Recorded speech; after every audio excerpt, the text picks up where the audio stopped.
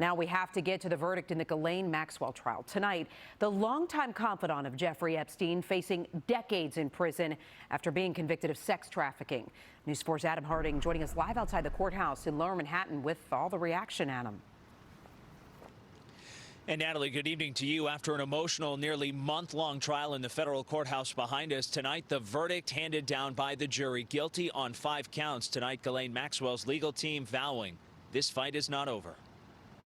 Tonight, Ghislaine Maxwell, the British socialite and longtime companion of disgraced financier Jeffrey Epstein, guilty on 5 of 6 charges. Prosecutors calling her his partner in crime. The road to justice has been far too long, but today, justice has been done. I want to commend the bravery of the girls, now grown women, who stepped out of the shadows and into the courtroom.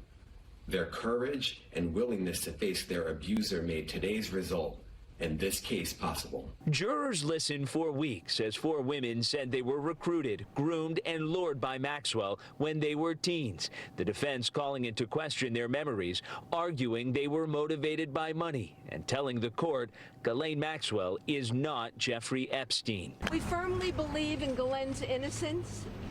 Obviously, we are very disappointed with the verdict. We have already started working on the appeal. The high-profile case gaining international attention. It's actually not only so difficult to prove, it's so difficult to get victims to speak up in the first place.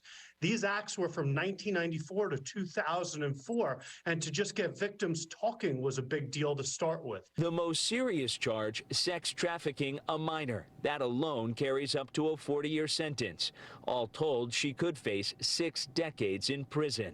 So we have to have some realistic expectations here that 65 is probably not going to happen. There are sentencing guidelines, but again, there needs to be a pound of flesh, and without Epstein around, that may weigh into it.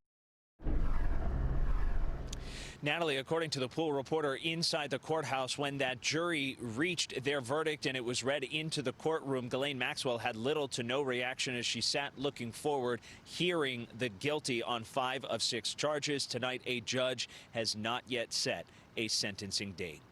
We're live tonight in Lower Manhattan. I'm Adam Harding, News 4, New York.